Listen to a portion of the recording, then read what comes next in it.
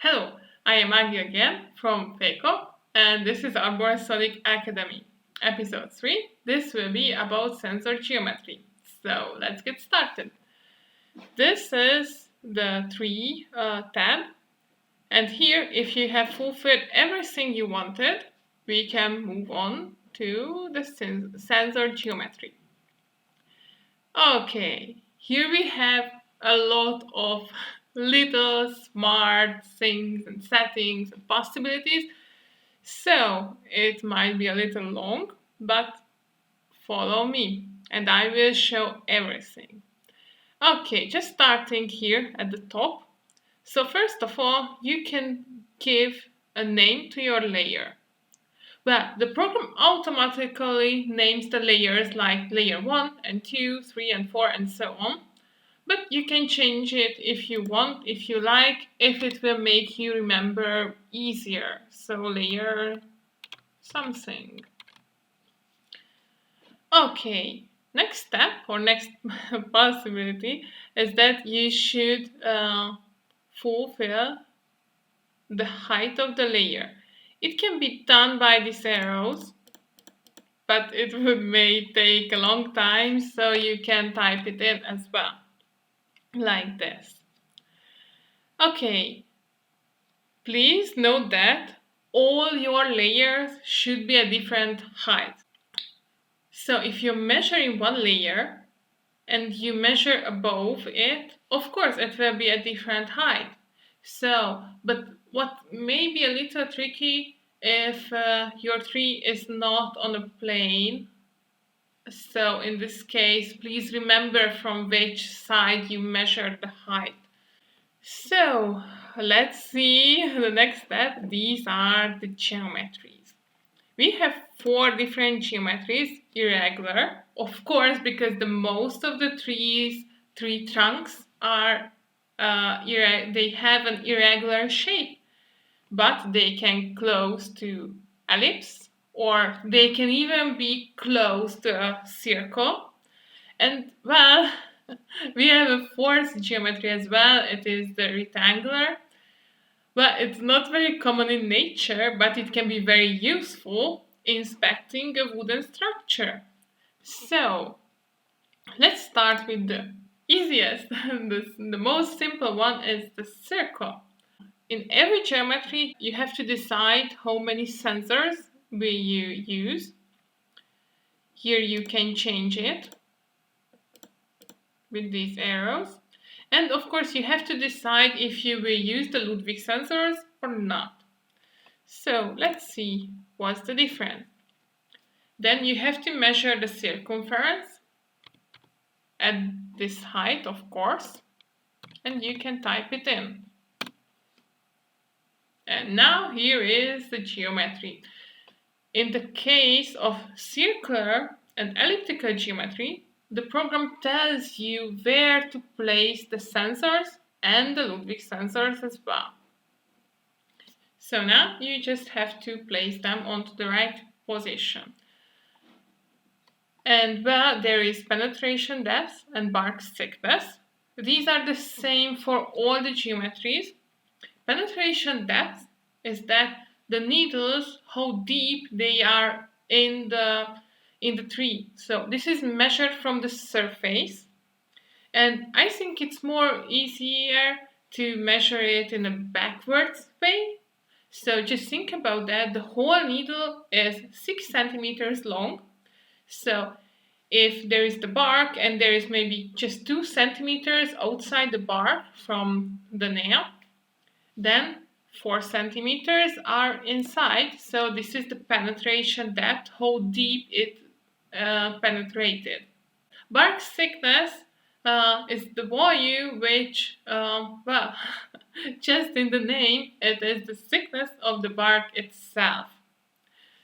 It can be very thin, like just a few millimeters, if it's a young tree or if it's a plain tree, but it can be quite thick when it's an older, maybe oak tree.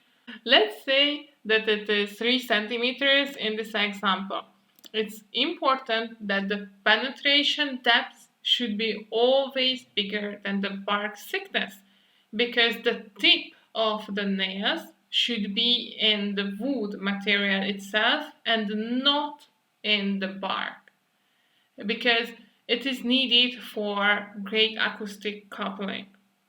Okay, so please be careful with these values. But the program will send you a message if you mix it up, like if it's 2 and it's 3. When you would like to move to the time data to start the measurement, the program will tell you that, hey, there is a problem. Okay. So, what else can we do here with the circular geometry? We can convert it into irregular geometry. In this case, the program automatically calculates the distances of the sensors. And this is very, very useful when you have only one place. So your tree is so close to circle, let's say that, but there is one tiny place where it's not. Maybe it's a little hole or a little outgrowing. So here you can find a sensor which is not at this circular shape and change the distance of this. Maybe, let's say, second sensor is at a little outgrow. So I will increase the value here. This is measured from the first sensor. And maybe I will say it's a little bigger. Well, it didn't really make that out direction, just moved a little. So what else should I do? And well, for this, we have to understand the irregular geometry itself. So when we measure, I hope you have done it many, many times before, you have to measure the distances from the first sensor and from the middle sensor. So in this case, when we have 12 sensors, it's the 7th sensor. And all the distances are measured from these two sensors. So here I will look for the other distance, and I will make this one a little bigger as well. So here you can see that the sensor 2 is really a little out. Maybe I want it to be a little smaller, so I can just come and play with these values and place it well as I see, as I evaluate that, as I estimate that where is it. Okay, so these were the possibilities for circular geometry. We can go on to ellipse, and here we have very similar things. So we can set the number of sensors. We can set if we would like to use Ludwig sensors or not. And the program calculates the places of the sensors where they should be. We need 3 data here: the minor axis and the major axis of the ellipse and the circumference of it. It is recommended to place the first sensor to one end of one of these axes. Okay, but it can happen that this axis, this elliptical shape, is not in a north-south or east-west direction, and for that we can use this compass right here in the corner. So here we can rotate the layers geometry. Okay, I will speak about the compass a little later again. I just wanted to show you that it is possible. So it is not a problem if your first sensor is not at the north, but it's recommended. This is the easiest. Okay, and if you check the last two data, they are penetration depth and bark thickness again. Okay, and if we choose irregular geometry, well, we can start measuring. So I will not do this. We can measure with caliper. It can be speed up with the Bluetooth caliper, which can be connected to the program, to the computer. And for that, we can use this part. Okay, just to make a remark or note, if you switch back to the elliptical geometry, you can use the caliper to measure the axes themselves too. But it is quite recommended to use the Bluetooth caliper when you use a lot of sensors and you want to use irregular geometry, because it's really shorten the time so much. So let's see what you can do with the caliper. Of course, you have to charge it before you have to start it. So there is just a little yellow button. You have to push it to make some signals, and that you have to pair to the computer and to be recognizable by the program. It can be done automatically. Well, the detection itself can be done automatically by the program, but the pairing needs the operation system part. So like here, I hope you are familiar with these steps. So this is how you can pair the caliper. Well, sadly, I don't have a caliper with me right now, so it will not show up here, but there should be a sign with caliper, and you should choose that. Sometimes it needs a password. If it needs, it's just 1, 2, 3, 4, so nothing very hard. But now I can't show you that. Sorry. So, but if I would have a caliper with me right now, I could start it here, and here there would be even a little icon showing the charge of the caliper, and I would say see that it's active. I will show you it from another video. We are using the Bluetooth ArborSonic caliper. Please press Start Bluetooth caliper. Please measure distance between L1 and 1, 2 and 1, L10 and 6. Okay, now I have my geometry. Here it is. What else can I do here?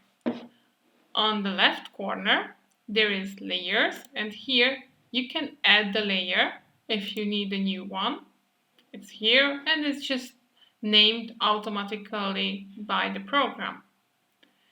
You can also remove a layer if you don't need that anymore, or it was just a mistake. Okay, you can even add a layer as an F2D file. It was the previous version of the program, and it is used by some of our customers. Maybe you will never use it, or it will be very great for you, depending on how long you are familiar with our devices. And here is one more possibility which you can choose. It is to copy a selected layer. This can be very handy when you want to repeat a measurement, when you want to check one measurement again, and you don't want to lose your previous data, your previous tomogram. You just have to copy, or you can copy this layer. If you copy the layer and you want to go on measuring, there will be an error sign saying that all your layers have to be at separate heights. It's not a big deal, just give 1 more centimeter and then you can go on and measure. I can switch the measurement unit, the length, from centimeters into inches. This is here at Application Settings, User Interface, and here I can switch the system of measurement. In this case, please remember the distances are the same, but they are switched into inches or into centimeters. So the distance is kept the same, not the values, not the numbers. As you can see that the numbers are changed. 2 more possibilities here.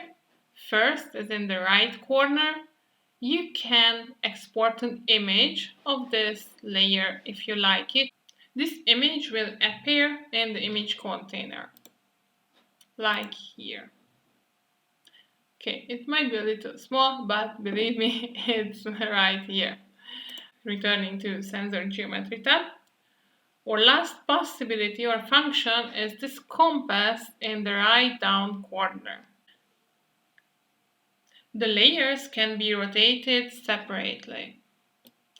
So it is recommended to place the first sensor into the north direction, but it is not necessary. So you can rotate the layers and it will affect the tomograms.